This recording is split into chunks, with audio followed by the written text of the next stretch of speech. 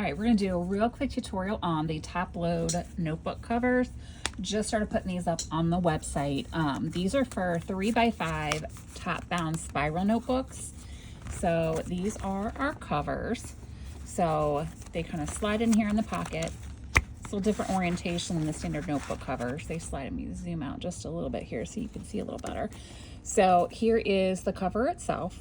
It just snaps over with a cam snap. All right, so it keeps it nice and secure for you. And then this part here remains open for pens or small business cards and things like that. So they're really quick. They're actually quicker than regular notebook covers. So these do require a 6x10 hoop. You'll need vinyl, cork, anything non-fraying for these. I also, because as we add pockets, things tend to get a little thick. I do like to add an olefin or olefin, however you want to pronounce it, on the back for the backing material. You can use vinyl for your backing material. It just tends to get a little thick, especially if you don't have a table press for your cam snaps. Sometimes some people have a hard time keeping those on without popping off. So my recommendation is to use something thin, or even a thin felt would work too, for the layer inside here that's going to cover your stitches. But like anything else, our first step is going to be placement right on our stabilizer. I'm using a cutaway. The design that I am stitching is not very dense, so just one layer of a medium weight cutaway is fine. You could even get away with tearaway if you wanted to on these. It's going to be design dependent, so if the design that you're stitching is a lot more dense, obviously you'll need more stabilizer. Like this my little toadstool guy, he was 2 layers of a heavy cutaway just because he's a lot more dense. But this one's not, so I'm just using 1 layer of medium cutaway. All right, so first step, we're gonna go and stitch directly on our stabilizer.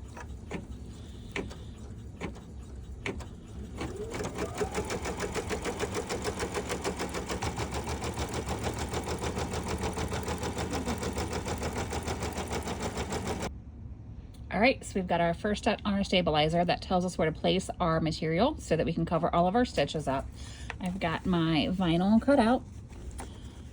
I'm gonna go ahead and place that directly over top, and then we're gonna run the next step of the design, which this is just a quick mandala design. So this won't take as long. I'm not gonna leave the camera running the entire time this is stitching, because that would take 12 minutes, which we don't need to do that. But we'll get this going for a second. And then we'll kind of fast forward to adding the backing and the pockets.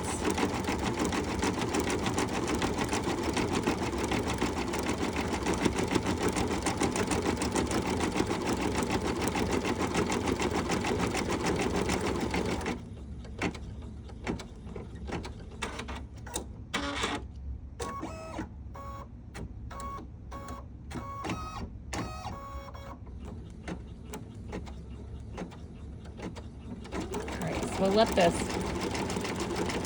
finish this step.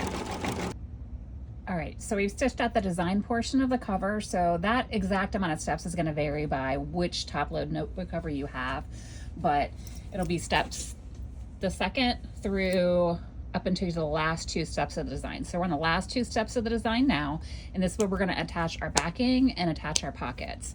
So from here, you've got the whole design stitched out. We're going to go ahead and we are going to take this off of our hoop. We're not going to unhoop anything, and we are going to add our backing material. So bear with me because I'm actually doing this right here at the machine. So like I said, I like to use olefin, however you want to pronounce it. Make sure that that is cut to cover up all of the stitches from the first step. I like this little iridescent olefin that I got a while back. It's still thin, but it's just a little fun pop of iridescence. And I'm gonna use a little bit of masking tape out of my line of stitching and just secure this down. I'm gonna make sure that I have all my stitches from that first step covered. And I'm gonna pop this back on my machine. And I'm going to change my thread color here. I want to match the color of the material that I'm using for the main part of the notebook. That's just my preference. That way it hides any wonky cutting you might do. Just makes it a little bit easier on you for the last step. But again, that's just a matter of preference. That's just me. Some people like contrasting color, and that's fine too. All right, so I have that on there. And I had cranked up my machine speed a little bit to get to that design. So I'm gonna go back down to where I normally stitch, which is about 400 for me. That's just where I'm comfortable stitching. And we're gonna run the next step to tack down that backing.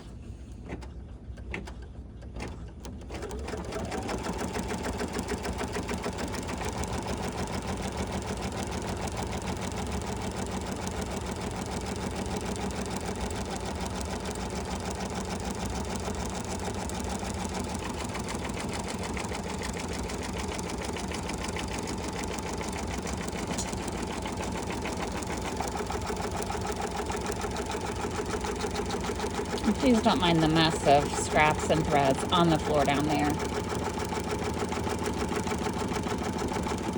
We're still in the process of remodeling down here, and it's been a disaster, so I apologize. Just don't look down.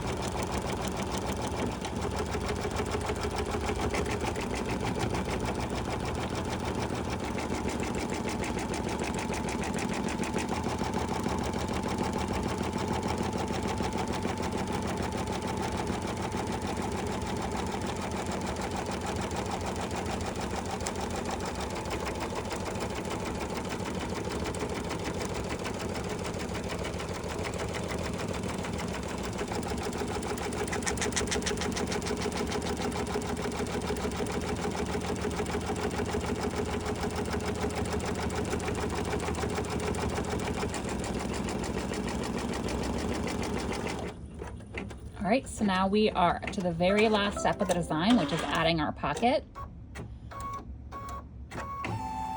So we're gonna do the same thing that we just did to add the backing. We're gonna take the hoop off, flip it over. I'm gonna go ahead and remove this masking tape there now, just so it doesn't get snagged on me. I'm gonna take my pocket piece, and this is gonna go like this. So where your tab is, this is actually, the left side is going to be the top of your notebook cover. So make sure that you place your pocket accordingly on this. You want to place it, just give yourself a little bit of space between the top here and this, so you can actually get your notebook in there. But again, you want to make sure that you're covering up all your stitches. So put that down. It's easier to tell from a table from here. You want this long straight edge, which actually I think this side I cut a little smoother, so I'm going to flip that over. Want this to be nice and straight. Make sure that we're covering up all of our stitches from the previous step. I'm going to grab some more tape. Now on this step, it's actually going to stitch in the center. So if your machine is weird about stitching over masking tape, just be careful of that. You're not going to want to put it then, any tape then right there near the center mark, because it will be that center spine of the notebook. So I'm gonna make sure that my tape is out of the way so it's not gonna get hit by any stitches. My machine doesn't like going over masking tape very much, so I'm careful about that. You might have a better experience with your machine. And again, I'm just taping this down just so it doesn't shift on me. I'm going to use enough tape that I know all those layers aren't going to shift. I don't want this pocket to get all skewed on me there near the end, because that is frustrating when you've gotten this far and then that pocket shifts on you. All right, so I've got all this tape down. Tape is secure. I'm going to flip that back over, and I am going to load it back onto my machine.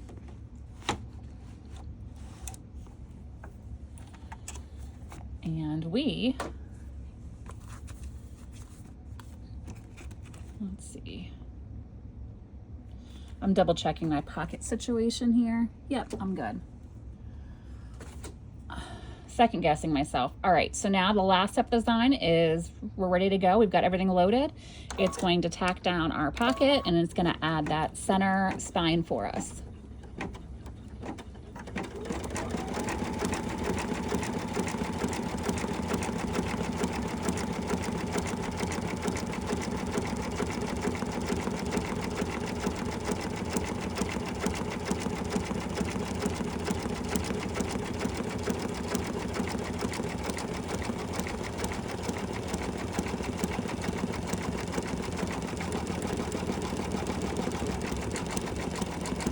I'm gonna let this step finish stitching, and then we're gonna go over the table and we're gonna put it together. All right, so we are over the table. The design is finished stitching. So we have it in our hoop. We're gonna go ahead and remove it from the hoop now. And then we're gonna trim it up and add our snaps and add our notebook. All right, so here's our front, here is our back with all the tape there. So I'll go ahead and pop that off.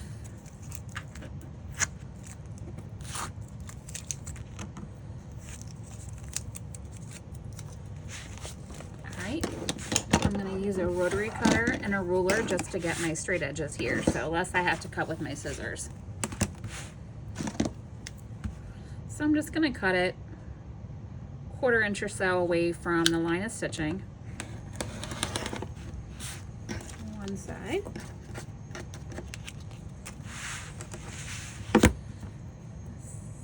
Second side here.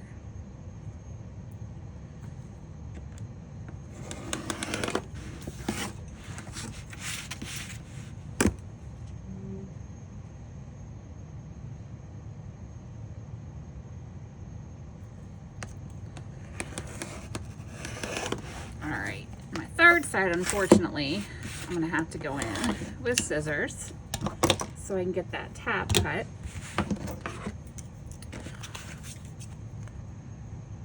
So make sure your scissors are nice and sharp. Just go slow. Maybe you're cutting through 2 layers of vinyl here and a layer for your backing.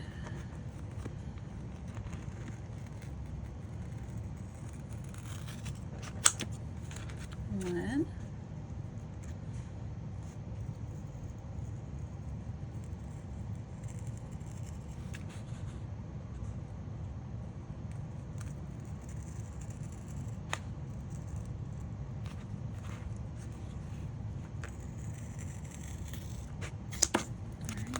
A little bit of a wonky spot there. Clean up.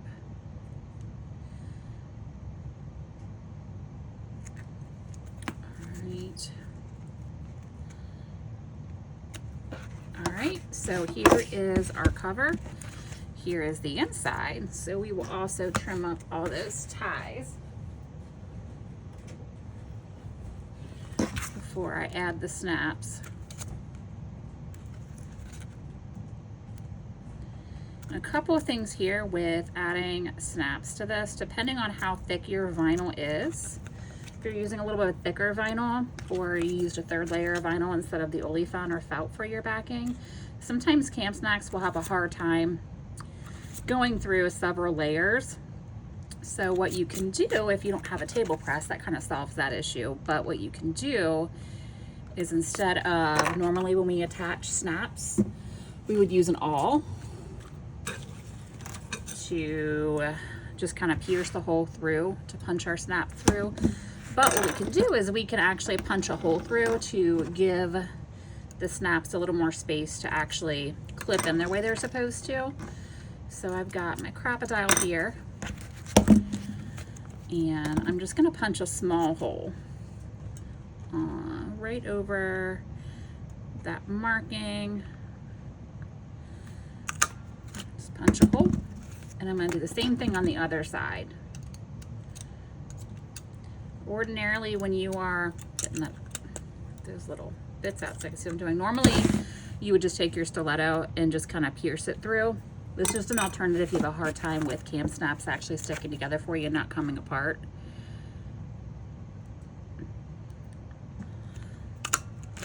All right. So I have placements in. I've got my Camp Snaps.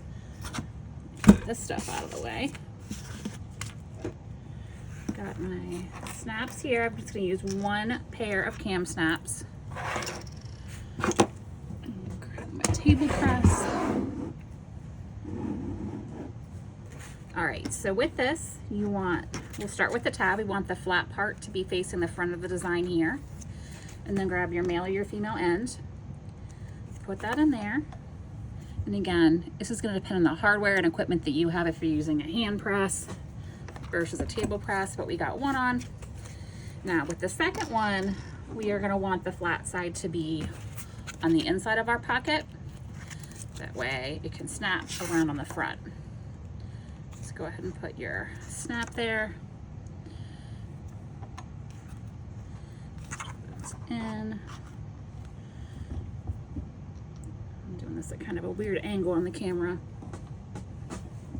All right, so that's it.